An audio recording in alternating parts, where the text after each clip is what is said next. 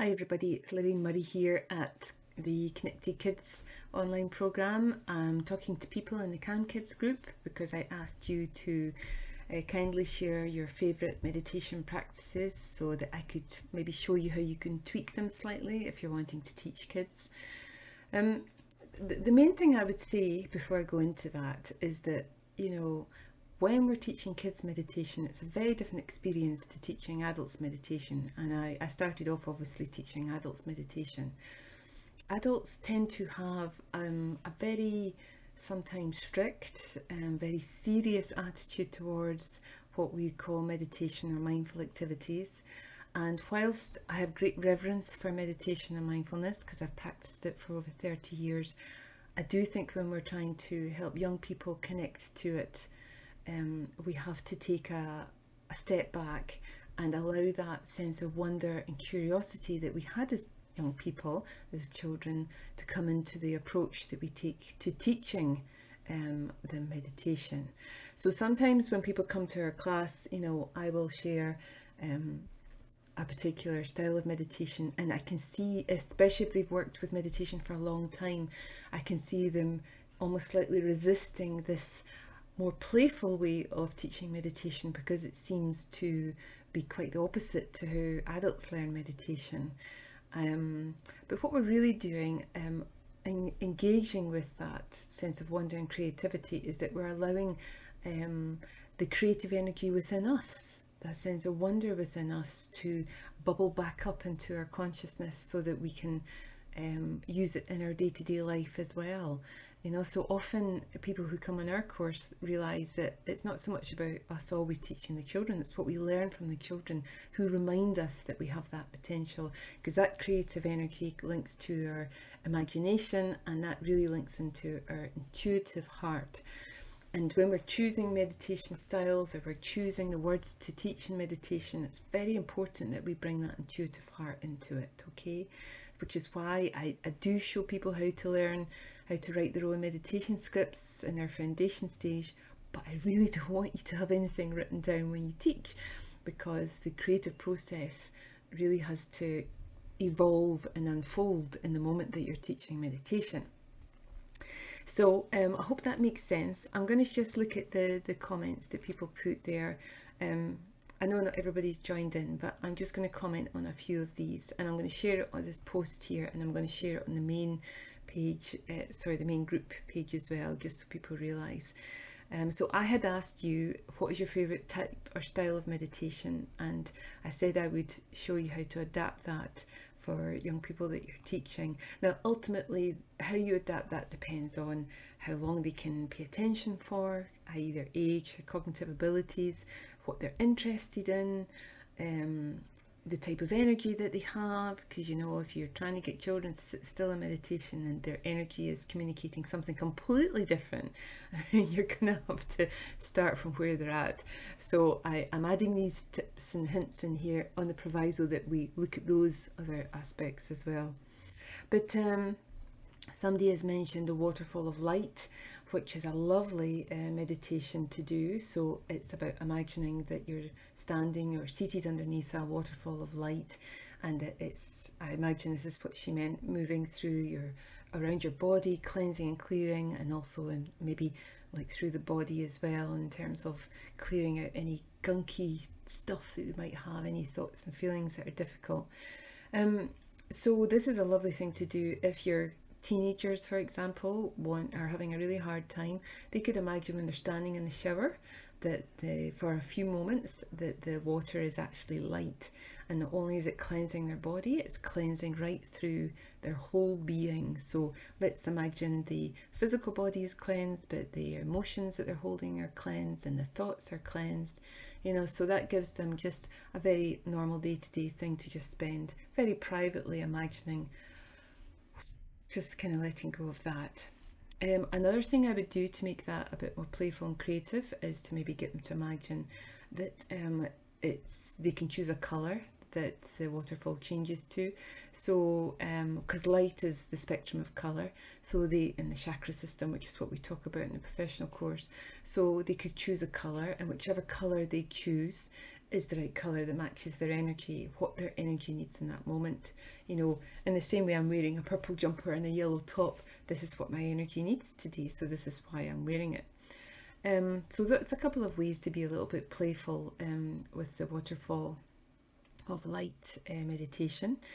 If we were doing, actually I've just thought of something else. If you're working with younger kids, you know, and you could even use the sensation of touch, you could, and perhaps it's more difficult for them to just imagine this and to sit still. If you had them in pairs, you could get them to even like imagine, you know, tap on each other's heads and they imagine the waterfall of light, and then they could just tap their fingers down their young person's back, you know, if you've got them paired up, and down the sides of their arms, you know, and down their legs, so that it really physically feels like a waterfall of them first of all, and then that will also calm down the nervous system so that it can help them to then imagine the waterfall of light. And then the other one she put down there was tree meditations. Oh my goodness, yes, tree meditations are amazing. So when you're, you know, getting kids to do a tree meditation, you could be physically outside in nature with them doing this. So they could have their back against a tree, you know, they could be looking at the roots, they could be using all their senses whilst they're in that place. If you're using their imagination, you can get them to think of their favourite tree. If they can't think of a favourite tree, show them a picture of a tree and imagine that they're with that tree. And tree meditations are great for grounding, for rooting into the earth, for helping children. It really does affect positively affect the nervous system, calming everything down. So you know, that's certainly a really lovely effect, and it's quite a logical effect of meditation. But you might be even more imaginative with them. You might get them to imagine that there is a swing on the tree, that they can play on, that they can climb the tree, that there's a tree house in the tree as well, or that there's a secret door in the tree, like Enid Blyton in the Faroe Kingdom. So it could be that you take them on this kind of guided journey with the tree meditation. You could even get them to imagine that they're talking to the tree and sharing their worries and their anxieties and their thoughts and their feelings, or even just, you know, imagine they're just giving them like objects to the tree and leaving them at the tree there, and the tree is so powerful, it knows what to do with, you know, helping them out. So just lots of different ways you can, you know, be playful with that tree meditation, rather than just thinking about sitting still at a tree, you know, and absorbing the energy of the tree. Somebody has put, obviously, guided meditation. Yeah, that's where we listen to someone else's voice guiding us. I am very particular about who I listen to, because I can feel when something is coming from here and when it's coming from here. So, you know, it's really important for you to realize that if children are listening to guided meditations, that they don't worry if they don't like the meditation that they're listening to. Just that's not the one for them, okay? I mean, I have a couple on Insight Timer. I have a crown of gold meditation and I have a star breathing meditation. Now you let your kids listen to that, they might enjoy it, but maybe they won't. And don't think, oh, that's it, meditation's not for them. It's just those particular meditations are not for them. I obviously teach from my heart, so there's a lot of lovely energy comes through when I'm teaching meditation. So I find a lot of kids and adults really resonate, and they really do like the style of guided meditation that I do. And obviously, you know, I have a relatively calm voice. Using the sounds of nature, really cool, because, you know, when you're not, if you teach your children to do this and when you're not there, it means that they have access to that style of meditation without anyone having to give them an object or give them something, or music or guided meditation. And just choose one of the five senses, you know, one of the five senses, and they start to notice through that particular sense. I mean, even the sense of taste, you might think, what's that got to do with nature? But it could be what they ate for breakfast, or they brushed their teeth, and the taste of that, you know, when they're outside in nature. Being in nature itself, of course, is incredibly powerful in terms of calming our energy.